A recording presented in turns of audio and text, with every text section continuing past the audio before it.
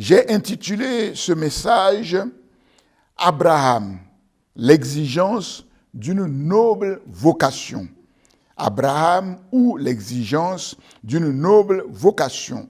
Et nous allons lire dans Genèse chapitre 17. Et un seul verset nous intéresse.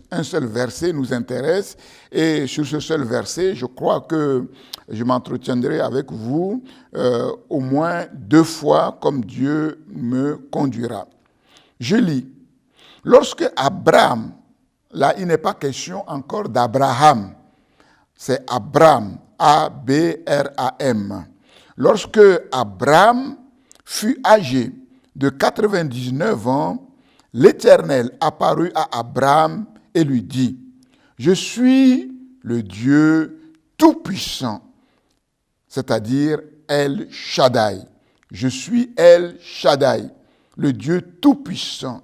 Marche devant ma face et sois intègre. Amen. Je suis El Shaddai, marche devant ma face et sois intègre. » Dans le chapitre précédent, c'est-à-dire le chapitre 16, nous voyons une étape importante dans la vie d'Abraham. Genèse 16 nous parle de la naissance d'Ismaël.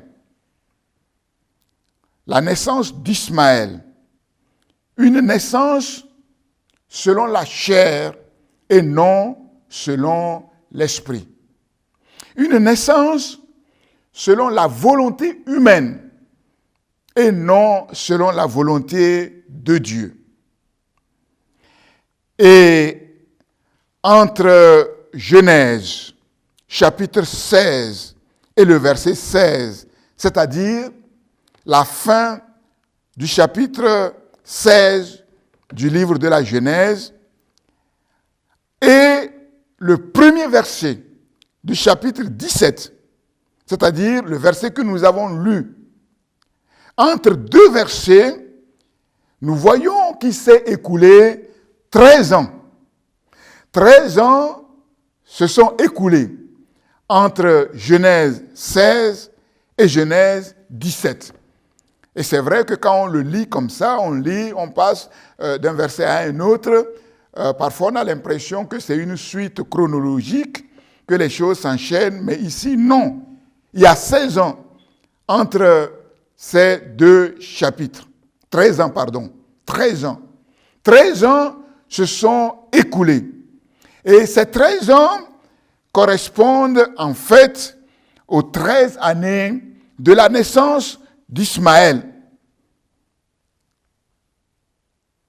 13 années, en fait, depuis la naissance d'Israël.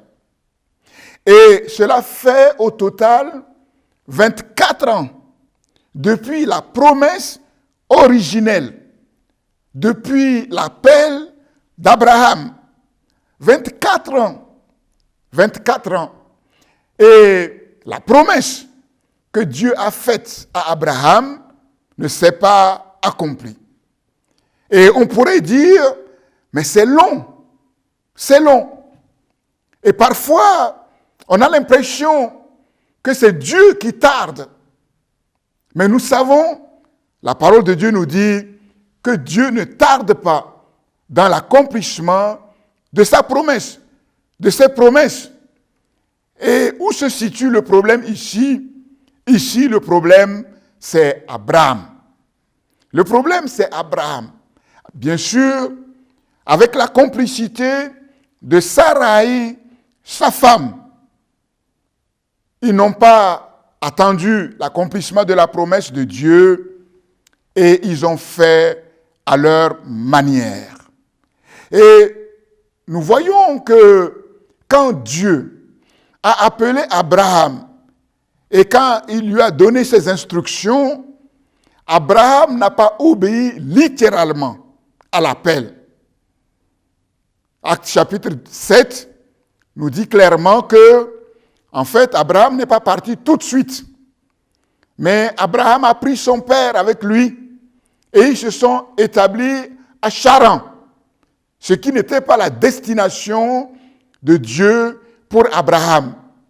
Et il a fallu la mort de Térakh, le père d'Abraham, pour que Abraham enfin obéisse littéralement. Et donc, il apparaît clairement que, contrairement à ce que nous pouvons penser, ce n'est pas Dieu qui tarde, mais c'est nous-mêmes, parce que nous n'obéissons pas littéralement à la parole de Dieu, aux conditions de Dieu. En fait, c'est nous qui retardons la main de Dieu. Quand c'est l'homme ou la chair qui prend le commandement et qui dirige, Dieu se retire. Et c'est ce que Dieu, d'une certaine manière, a fait. 13 années de silence qui correspondent, en fait, avec la naissance d'Ismaël qui ne rentrait pas dans le cadre de Dieu, dans le cadre de la volonté de Dieu. Et Ismaël signifie en quelque sorte échec. Ismaël signifie échec. Échec de tout projet et de toute entreprise purement humaine. Ismaël n'était pas dans le plan originel de Dieu. Et nous voyons ici, et Dieu nous enseigne que quand il nous donne une promesse, il n'a pas besoin de notre aide. Dieu n'a besoin d'aide de personne. Ce qu'il promet, il a aussi le pouvoir de l'accomplir. Et quelles sont les conséquences de la naissance d'Ismaël qui ne rentrait pas dans le plan parfait de Dieu? C'est que le désordre s'est installé au sein de la famille d'Abraham. Un désordre familial. Quand Agar a vu qu'elle était enceinte, elle a commencé à mépriser Sarai, sa maîtresse. Elle a commencé à regarder Sarai de haut. Alors Sarai va se retourner vers Abraham. Fais quelque chose. Et Abraham va lui dire, mais elle est à ton service, fais ce qui te paraît bon. Et comme vous le savez, parfois les femmes, elles peuvent être comme des anges, mais quand elles ne sont pas comme des anges, comme nous le voyons dans l'exemple de Marie, elles peuvent être à l'exemple de Jézabel, et nous voyons que Sarai s'est mise à maltraiter Agar de telle manière que c'était insupportable. Agar a été obligée de fuir la maison, et là, l'ange va l'arrêter dans le désert pour lui dire, mais qu'est-ce que tu fais là? Et elle répond à l'ange, voilà, ma servante me maltraite. Et l'ange va lui dire, non, si elle te maltraite, c'est parce que toi aussi, tu n'as pas su te comporter de la meilleure manière. Retourne à la maison, je bénirai malgré tout cet enfant. Retourne et humilie-toi devant ta maîtresse. Donc un désordre total dans la maison, discorde entre Sarai et Agar. Et nous voyons que cette discorde va se transformer en guerre fratricide de génération en génération, de telle manière qu'aujourd'hui, nous avons sous nos yeux effectivement cette guerre fratricide entre Israël et ses ennemis arabes qui l'environnent. Le premier point que nous allons voir par rapport à ce thème, Abraham, ou l'exigence d'une noble vocation, c'est la marche de la foi d'Abraham avec Dieu. Le premier pas décisif de la foi en Dieu. Et si nous retournons en arrière, Abraham était âgé de 75 ans. Il habitait Our, en Mésopotamie, lorsque l'appel de Dieu va retentir. Dieu dit à Abraham, va-t'en de ton pays, de ta patrie et de la maison de ton père dans le pays que je te montrerai. Je ferai de toi une grande nation et je te bénirai. Je rendrai ton nom grand et tu seras une source de bénédiction. Je bénirai ceux qui te béniront et je maudirai ceux qui te maudiront et toutes les familles de la terre seront bénies en toi. Genèse chapitre 12, versets 1 à 3. Voilà la vocation d'Abraham. Voilà l'appel de Dieu sur Abraham. Dieu parle à Abraham et lui dit clairement de faire le pas de la foi. Un choix clair, ferme, une décision claire, ferme, un engagement total vis-à-vis de celui qui lui a parlé. Dieu va donner des instructions claires, un ordre clair, une feuille de route claire, des conditions claires. Quitte ta famille, quitte ta société, quitte ta culture, la sécurité apparente dans laquelle tu vis en ce moment pour une direction tout à fait inconnue. Pour une direction tout à fait inconnue. Vers un pays que je te montrerai. C'est le pas de la foi. Et sur ce chemin de la foi, Abraham n'avait pour guide, pour seule assurance, pour seul guide que la parole de Dieu, la parole d'un Dieu que Abraham ne connaissait pas encore parfaitement, la promesse de Dieu. Abraham doit faire table rase de son passé, c'est-à-dire qu'il doit écarter, rejeter toutes les idées, les opinions, en fait, les notions et toutes les conceptions précédemment acquises. Faire totalement table rase avec son passé. Pourquoi? Parce que c'est la condition pour repartir à zéro avec son Dieu. Et la parole de Dieu nous dit, dans le Nouveau Testament, 2 Corinthiens chapitre 5, verset 17, si quelqu'un est en Christ, il est une nouvelle créature, il est une nouvelle création. Les choses anciennes sont passées, voici toutes choses sont devenues nouvelles. Si quelqu'un est en Christ, si quelqu'un est réellement en Christ, si quelqu'un a reçu le Christ dans son cœur comme son Seigneur et comme son Sauveur, la Bible nous dit qu'il est devenu une nouvelle créature, une nouvelle création. À partir de là, il fait table rase sur tout son passé. Il fait table rase sur sa famille, sa société, sa culture, sa sécurité apparente pour repartir à zéro avec son Dieu.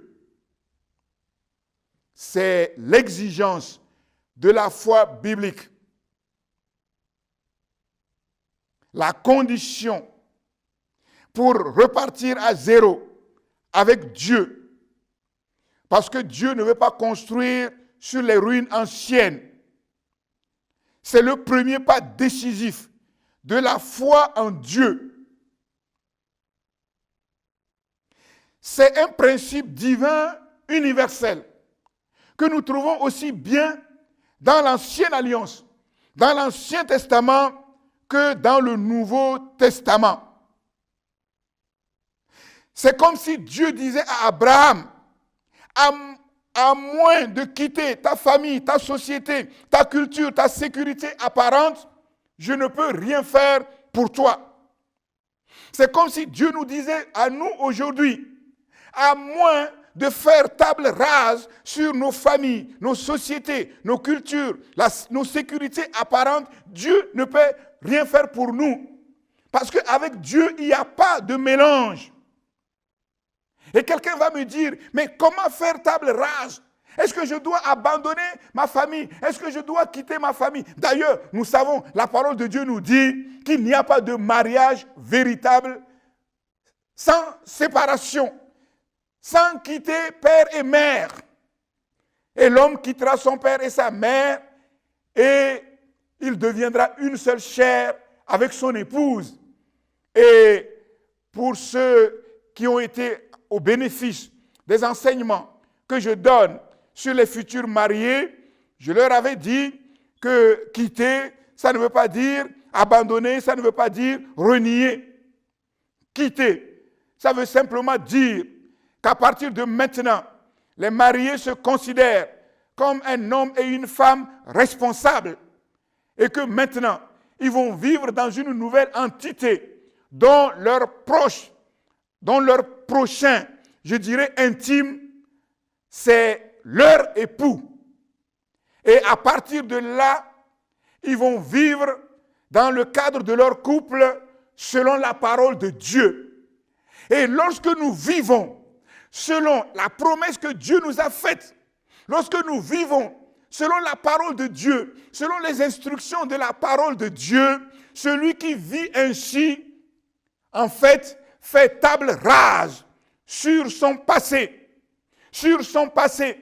La parole de Dieu ne nous dit-elle pas dans Romains chapitre 12 de ne pas se conformer avec ce siècle présent, de ne pas nous mouler avec ce siècle présent, de prendre de la distance par rapport à toutes ces choses et ainsi nous serons transfigurés par l'Esprit de Dieu et rendus capables de comprendre la volonté de Dieu, ce que Dieu veut pour nous, ce qui est bon, agréable et parfait. Si Abraham veut marcher avec son Dieu et accomplir sa vocation, il doit impérativement prendre de la distance vis-à-vis de lui-même, vis-à-vis de son contexte d'origine, pour une vie nouvelle, avec Dieu dans le désert, le lieu de dépouillement. Dans le désert, le lieu de dépouillement, où il n'y a absolument aucune distraction. Et nous savons que notre monde est rempli aujourd'hui de beaucoup de distractions sur Internet, dans les réseaux sociaux, à la télévision, autour de nous, que de distractions. Et Dieu dit à Abraham, éloigne-toi de toutes ces distractions pour un face-à-face avec lui-même, pour un face-à-face avec Dieu. Si Abraham veut connaître son identité véritable, si Abraham veut savoir qui il est véritablement, il a besoin de prendre de la distance par rapport à toutes ces choses. Il a besoin de connaître son Dieu, son Créateur. Et c'est en connaissant qui est Dieu que Abraham va découvrir qui il est vraiment et ce que Dieu a préparé pour lui. Et pour savoir tout cela, il faut prendre de la distance par rapport au monde, par rapport à son passé. Dieu dit à Abraham, va-t'en. En fait, aujourd'hui, l'expression va-t'en, c'est comme si on le chassait. Mais ce n'est pas ce que ça veut dire. Va-t'en, si on veut le traduire littéralement, c'est va pour toi. Va pour toi-même. Abraham, les conditions que je pose pour ta vie, c'est ce qui est bon pour toi. C'est ce qui te permet de découvrir qui tu es et pourquoi tu es dans ce monde, afin d'être un instrument entre les mains de Dieu pour sa gloire et pour son témoignage. Va pour toi. Connaître Dieu pour apprendre à se centrer sur Dieu, pour apprendre à centrer sa vie sur Dieu, pour apprendre à s'attacher à Dieu, à faire de Dieu sa priorité. C'est la condition pour voir la gloire de Dieu dans sa vie, pour vaincre l'adversaire de sa destinée, pour voir l'accomplissement des promesses de Dieu pour sa vie, être béni, afin de devenir une source de bénédiction. C'est la condition pour être le sel de la terre, la lumière du monde, un témoin fidèle au sein de cette génération perverse et corrompue. Et c'est ce que Jésus nous dit dans le Nouveau Testament. Jésus dit aux foules qui le suivaient, si quelqu'un veut venir après moi, si quelqu'un veut marcher avec moi pour me connaître, pour découvrir qui je suis, afin de découvrir qui il est, pour comprendre sa vocation sur cette terre, voilà la condition. Si quelqu'un veut venir à moi, qu'il renonce à lui-même, qu'il se charge de sa croix et qu'il me suive. Qu'il ne s'attache pas à sa vie. Parce que la vie dans laquelle tout être humain est sans la connaissance de Dieu n'est qu'une apparence de sa vie. Celui qui voudra sauver sa vie la perdra, mais celui qui la perdra à cause de moi la retrouvera. Et que servirait-il à un homme de gagner le monde entier s'il perdait son âme ou s'il se perdait lui-même? Le Fils de l'homme reviendra dans toute sa gloire avec ses anges et alors il donnera à chacun selon ses œuvres. Et Jésus va continuer en disant que quelques-uns parmi vous ne mourront point sans avoir vu la gloire de Dieu comme en prémisse. Jésus nous pose les conditions et Jésus dit que pour voir la gloire de Dieu, il y a une condition de base. Et à moins de respecter ces conditions de base telles que Dieu les a données, il est impossible de voir la gloire de Dieu. Et nous voyons au chapitre 17, qui suit le chapitre 16 de l'évangile de Matthieu, au chapitre 17, nous voyons la gloire de Jésus manifestée sur la montagne de la transfiguration. Et nous voyons qu'il y avait des témoins, 3 témoins, Pierre, Jacques et Jean, qui ont pu participer à, je dirais, cette révélation extraordinaire de la gloire de Jésus avant le temps. Ceci nous enseigne une chose. Si nous voulons voir la gloire de Dieu, il est absolument important de respecter les conditions de base. Et les conditions de base, c'est de faire table rase sur notre vie, sur notre passé. Parce qu'avec Dieu, il n'y a pas de mélange. De la même manière qu'on ne peut pas mettre du vin nouveau dans des outres anciennes, parce que les outres anciennes ne pourront pas recueillir le vin nouveau, elles vont se déchirer et tout sera perdu, et les outres et le vin qui est mis dans ce contenant. Bien-aimés, c'est très important, à moins de respecter les conditions de Dieu données dans la parole de Dieu, nous ne pouvons pas marcher avec Dieu. Il n'est pas possible de voir la gloire de Dieu. Et Jésus va dire dans l'évangile de Luc, au chapitre 14, Jésus va dire aussi là à des foules qui le suivaient, si quelqu'un veut venir après moi, oui, si il ne me met pas en premier par rapport, oui, à ses parents, par rapport à son épouse, à ses enfants, par rapport à lui-même, il lui est impossible de devenir mon disciple. Et Jésus va donner les raisons, les explications. Jésus va dire ensuite, dans ce chapitre 14 de l'évangile de Luc, que la vie sur terre peut être assimilée à une construction d'une tour. Une tour qui frappe les regards. Et il va dire, si quelqu'un veut construire une tour, s'il est sage, il doit d'abord s'asseoir pour calculer la dépense, pour voir est-ce qu'il y a toutes les ressources nécessaires pour commencer et pour finir, de peur qu'après avoir commencé, il n'arrive pas à achever et les gens vont se moquer de lui. Jésus est en train de nous dire clairement ici que si nous voulons vivre la vie que Dieu a préparée pour nous du début jusqu'à la fin, de telle manière que les êtres humains puissent voir ce chef-d'œuvre que que Dieu a accompli au travers de notre vie, il est nécessaire, oui, de connaître le Dieu qui nous adresse cette vocation. C'est très important. À moins de connaître Dieu, tout être humain n'a pas les ressources nécessaires de bâtir sa vie du début jusqu'à la fin comme sa vie doit être. Un jour ou l'autre, la mort intervient. Et si nous n'avons pas la connaissance de Dieu, nous serons à côté de notre vocation. Et ce jour-là, quand on va faire le bilan de notre vie, on va se rendre compte que le bilan est absolument négatif. Même si nous avons gagné le monde, même si nous avons été l'homme le plus riche, nous voyons dans l'évangile de Luc, au chapitre 16, l'histoire sur l'homme riche, l'homme le plus riche de la planète. Nous avons vu comment sa vie s'est terminée, une tragédie pas possible. Et Jésus va dire, oui, tout au long de notre vie, il y a un adversaire. La vie est un combat. Il y a un adversaire. Et cet adversaire, il est plus fort que nous. Et Jésus dit, si quelqu'un est sage, il veut aller en guerre contre une armée, et cette armée est doublement plus forte que lui, il doit d'abord s'asseoir, examiner, voir est-ce qu'il a la capacité de combattre cette armée qui est plus forte que lui. Et la Bible dit que le diable, c'est un homme fort.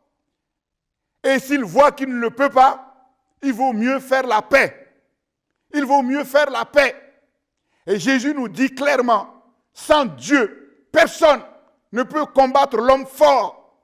Il est plus fort. Il est plus fort que tout être humain. Il a vaincu avec son arme, une arme destructrice, le péché. Il a vaincu tous les êtres humains. Le seul homme qui n'a pas été vaincu et qui est qualifié de l'homme le plus fort, c'est Jésus. Et à moins d'avoir Jésus dans ta vie, à moins de combattre l'ennemi avec Jésus dans ta vie, il est impossible de vaincre l'adversaire. Il est impossible de vaincre l'ennemi. Et si nous le comprenons, nous comprenons que Jésus, quand nous le recevons, il doit être au centre de notre vie. Il doit être la priorité. C'est lui qui doit nourrir notre vie. C'est lui qui doit nous conduire. Et quand il en est ainsi, nous avons l'assurance d'être victorieux et de construire cette tour qui va frapper les regards. Et Jésus va continuer en disant, oui, ainsi donc, si quelqu'un, oui, ne respecte pas à la lettre toutes les conditions, c'est-à-dire le renoncement qui lui est imposé par Dieu pour voir la gloire de Dieu, pour que Jésus soit le centre de sa vie, à moins de cela, oui, il n'y a pas de victoire. Il n'y a pas la vie de disciple. Oui, si nous ne satisfaisons pas aux conditions de Dieu, Jésus dit que nous sommes comme du sel qui n'a pas de saveur, qui ne sert à rien. Notre témoignage dans le monde est fade. Et on ne voit pas toute la puissance de Dieu que Jésus veut manifester au travers de nos vies. Dieu dit à Abraham, si tu veux être vraiment toi-même, et non pas ce que les autres veulent que tu sois, et non pas ce que toi-même tu crois que tu es, si tu veux être l'homme que j'ai créé à mon image, selon ma ressemblance, et non le jouet, l'esclave de Satan sur la terre, voilà le chemin nouveau, tracé pour toi et dans lequel tu dois t'engager entièrement et y marcher toute ta vie jusqu'à la fin. C'est le chemin d'une vie radicalement nouvelle, qui n'a rien à voir avec la vie passée, radicalement différente de la vie passée. C'est le chemin de la bénédiction de Dieu, béni pour être en bénédiction pour les autres. C'est le chemin de l'élévation, c'est le chemin de la grandeur. Toutes les familles de la terre seront bénies en toi ou par toi si tu marches selon les instructions que je t'ai données. Et nous voyons que dans la Bible, s'il y a un homme, entre guillemets, qui fait l'unanimité, aujourd'hui, en fait, c'est